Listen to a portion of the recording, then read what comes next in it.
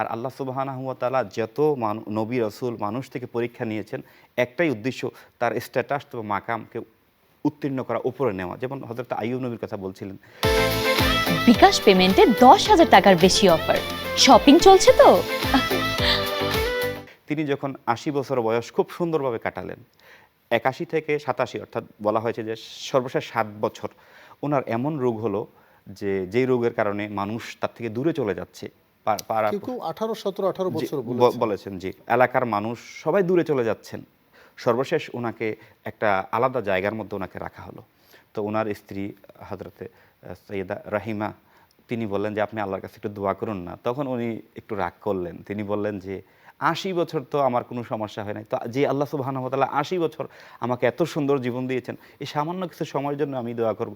পরিশেষে উনি আল্লাহ পাকের কাছে একটা দোয়া করেছেন, যেটা রব্বি আন্নী মাগলুবুন মাগলুব ফান্তাসির। পরিশেষে আল্লাহ সুবহানাহু ওয়া তাআলা ফেরেশতার মাধ্যমে একটা নির্দিষ্ট কূপে গোসল করার মাধ্যমে উনাকে পরিসুস্থতা দিলেন। তো একজন নবী থেকে আল্লাহ পাক ৮০ বছর নবুয়ত দানের পরে দাওয়াতি কাজ সবকিছু করলেন।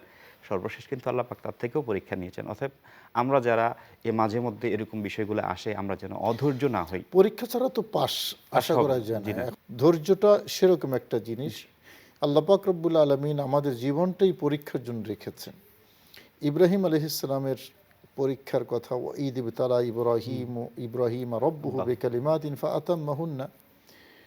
আল্লাহ ইব্রাহিম আলাইহিস সালামকে পরীক্ষা নিয়েছেন, তিনি পাশ করেছেন। দেখেন আল্লাহ পাকের উপরে আরেকটা হচ্ছে, যখন আপনার ধৈর্য যখন ধরতেই হবে আপনাকে, একটা পরিস্থিতি এমন হয়েছে যে আপনাকে ধৈর্য ধরা তখন গুরুত্বপূর্ণ হয়ে যাচ্ছে, দায়িত্ব হয়ে যাচ্ছে। আর আপনি যখন ধৈর্যের সাথে তাওয়াক্কুলটা চলে আসবে, আল্লাহর উপরে পরিপূর্ণ নির্ভরশীলতা চলে আসবে, তখন আল্লাহ সুবহানাহু ওয়া তাআলা হযরত ইব্রাহিম নবীকে আগানো ফেলা হলো। তখন আল্লাহ সুবহানাহু ওয়া তাআলা ১৪৪ দ্বারা আগুনের উপরে জারি করে দিলেন যে, কুলনা ইয়া নারু কুনি বারদা ওয়া সালামান আলা ইব্রাহিম। অর্থাৎ ইব্রাহিম নবীর এই বিশ্বাস আছে, আমি তো আল্লাহর নবী, আল্লাহ আমাকে আগুনও ফেললে আল্লাহ পাক আমাকে হেফাজত করবে। আসলে এটাই হয়েছে।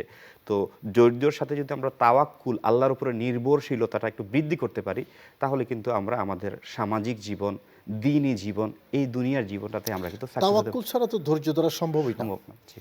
কারণ মানুষ ধৈর্য তখনই ধরবে যখন তার একটা ডিপেন্ডেবল জায়গা থাকবে।